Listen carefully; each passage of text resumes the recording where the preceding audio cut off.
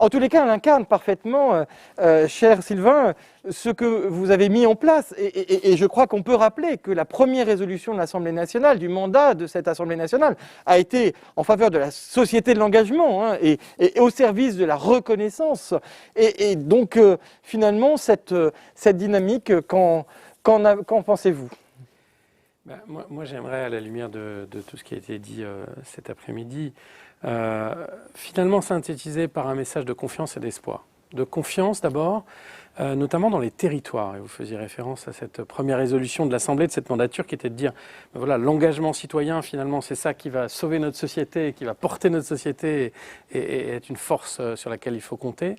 Mais je crois que ce message vis-à-vis des territoires est important pour une raison simple, c'est que l'intérêt général à quelque chose d'écrasant pour l'individu. Moi, petit individu, institution, tout seul, comment puis-je approcher, contribuer à l'intérêt général? Et finalement, le territoire, c'est un peu le chaînon manquant entre l'individu, ses actions, qui va piloter une démarche associative, qui va lancer un projet de développement durable, qui va agir autour de lui, et puis cette notion un peu lourde de l'intérêt général. Et je crois que ce territoire chaînon manquant entre l'intérêt général et l'action individuelle ou l'action collective sur son territoire autour de soi, c'est d'abord un message de confiance vers les territoires et confiance vers ces initiatives citoyennes, vers ce dynamisme qu'on peut voir. Et puis dernière chose, moi, je voudrais dire, pour parler de la crise qui a été quand même sous-jacente dans nos propos et de la crise de la Covid, c'est que finalement c'est la fin des certitudes. Et que tous, individuellement et collectivement, on a vu des certitudes tomber. Et que du coup, c'est un fantastique message d'espoir. Parce que finalement, la certitude, ça sclérose et c'est un peu le signe d'une pensée morte.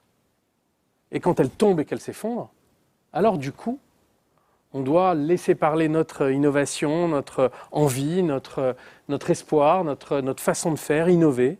Et que finalement, c'est là, à mon avis, où aujourd'hui, dans cette crise, et M. Delevoye le disait, on a vu le meilleur et le pire, et ça peut basculer d'un côté comme de l'autre, mais je crois qu'il y a un fantastique message d'espoir dans cette énergie qu'on peut mettre et qu'on doit mettre maintenant pour construire ce qu'on a un peu appelé le monde d'après, mais en tout cas, ce monde qui va se nourrir de toute l'énergie positive qu'on va pouvoir maintenant faire vivre et faire naître dans nos territoires. Donc voilà peut-être, alors c'est pas tout à fait une réponse à votre question, mais en politique j'ai appris qu'une seule chose, c'est quelle que soit la question qu'on vous pose, vous pouvez répondre comme vous le souhaitez. Donc je me suis permis de prendre la liberté de le faire. Merci beaucoup. Merci Monsieur le Président.